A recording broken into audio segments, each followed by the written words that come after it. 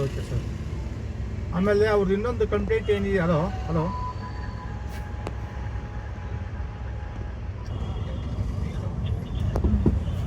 ಹೇಳಿ ಸರ್.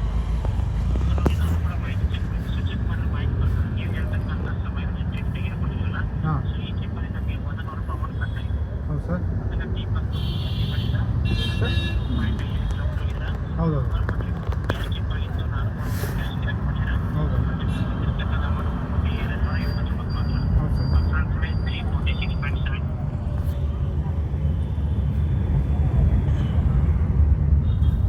ಹಾಂ ಒಂದು ನಿಮಿಷ. ಓಕೆ ಹಾಂ ಹೇಳಿ ಹೇಳಿ ಸರ್.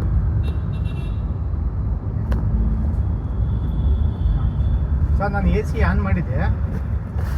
ಹಲೋ, ನಾನು ಎ ಸಿ ಆನ್ ಮಾಡಿದ್ದೆ. ಕಸ್ಟಮರ್ ಫುಲ್ ಡ್ರಿಂಕ್ಸ್ ಮಾಡಿದ್ರು. ಬಟ್ ಆಮೇಲೆ ಸ್ಮೋಕ್ ಮಾಡ್ತಾಯಿದ್ರು ಒಳಗಡೆ. ನಾನು ಹೇಳಿದೆ ಸರ್ ಎ ಸಿ ಆನ್ ಇದೆ, ಸ್ಮೋಕ್ ಮಾಡಿಬಿಡಿ ಅಂತ ಹೇಳಿದ್ರು.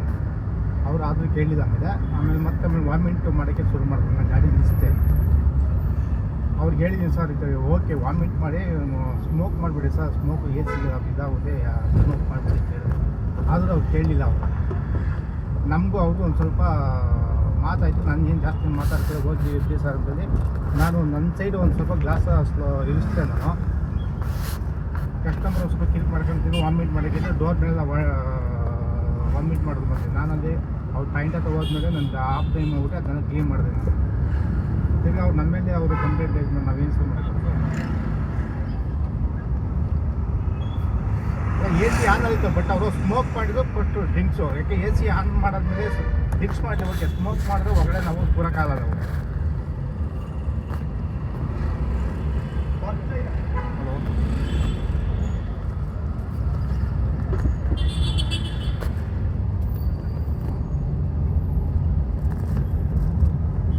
ಮತ್ತು ಇದು ಕಂಪ್ಲೇಂಟು ರೇಸ್ ಮಾಡಬೇಕಾಗಿ ಸರ್, ನೀವು ರೇಸ್ ಮಾಡಿಸ್ಬೇಕು.